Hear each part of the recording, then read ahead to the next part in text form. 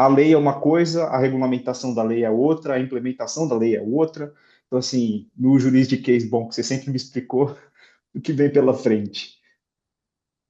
Ah, pois é, né? Ah, temos uma lei de carbono e agora, né? Acho que é a pergunta É, que todo mundo quer fazer.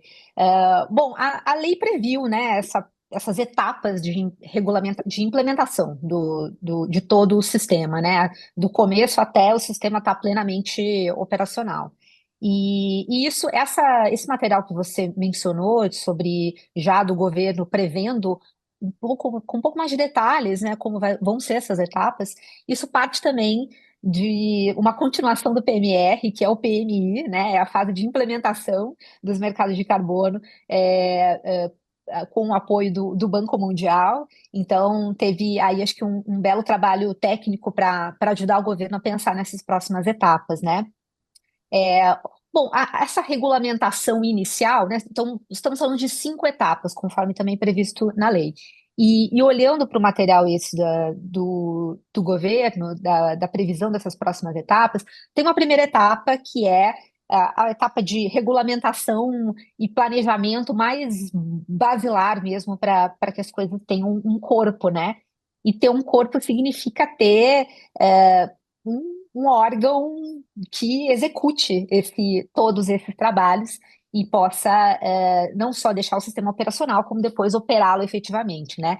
Então, acho que um dos milestones mais importantes dessa primeira fase de regulamentação, que é uma fase que pode levar de 1 a 2 anos, ela pode ser estendida por mais um ano, é a formação desse órgão gestor e outros órgãos aí de governança que são mencionados também na lei. A gente tem um comitê permanente consultivo, vai ter as câmaras de assuntos regulatórios. Então, vai ser um momento importante para se criar essa conjuntura da governança.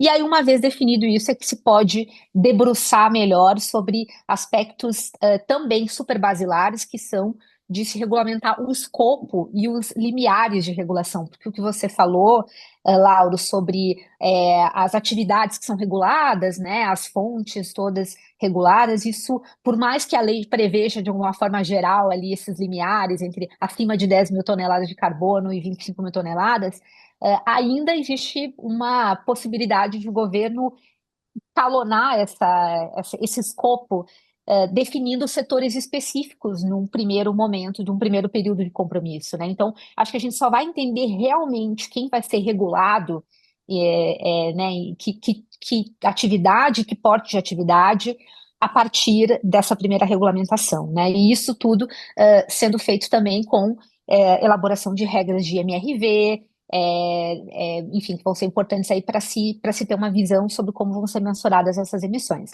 Aí a gente tem uma segunda etapa, que é um pouco mais de se desenvolver a infraestrutura do sistema, e aí a gente está falando principalmente do registro central, né, que é onde vão estar ali alocadas os ativos e também onde vai se fazer a mensuração e os relatos, comportar essas informações de relato das empresas. Então, entender melhor o escopo do registro central e a infraestrutura dele, isso deve acontecer da primeira para a segunda fase. E na segunda fase também a gente tem um pouco mais de visibilidade sobre as metodologias que vão ser aceitas para fins de geração das CRVEs, né, que são os certificados de redução verificada de emissões, que são os offsets que vão ser aceitos pelo sistema. E ali também a gente vai ter regras para credenciamento dos verificadores e o efetivo credenciamento dos verificadores. Isso é estimado para a segunda etapa, que tem aproximadamente um ano de duração.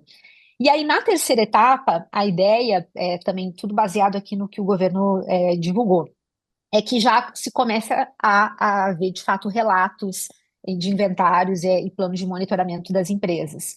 Então, a gente vai começar a ter, né, a se gerar esses dados de emissões e, ao mesmo tempo, na sequência aí, se ter algumas decisões políticas importantes sobre limites de uso de CRVEs, né, o limite de offset, que acho que é uma questão super relevante, período de compromisso, questões sobre as plataformas de comércio. Então, aqui a gente tem 2 anos para algumas questões super fundamentais que vão determinar o que no final desse período vai culminar com a publicação do Plano Nacional de Alocação, que aí é onde a gente vai ver para quem vão ser alocadas as permissões, vão ter uma visão sobre, enfim, os offsets vão estar ali determinados também, e aí se segue nessa próxima fase, uma fase mais de implementação mesmo do mercado, com a efetiva alocação das permissões, uma fase em que a gente vai poder testar um pouco o mercado com as alocações ainda gratuitas, e aí desenvolvendo a plataforma de leilão para a próxima fase, porque a partir da quinta fase, aí já se espera que os leilões estejam operacionais e que um pedaço aí das permissões sejam leiloados. Então, isso é assim, um resumão, né, de tudo que a gente viu até agora, mas de fato tem ainda muitas incertezas e vamos precisar aguardar para ver o que mais que vai se esclarecer a respeito disso. Muito bom. Tem muitos passos ainda para a gente dar para chegar efetivamente em ter um crédito comercializado, né, a troca, as allowances distribuídas e tudo mais. Nós estamos falando de pelo menos 5 anos aí para ver isso acontecer. Não é rápido, não é uma coisa trivial, porque precisa ser muito bem desenhado. As regras do jogo precisam ser muito bem colocadas, para que tenha clareza para as empresas quais são os próximos passos e o que fazer.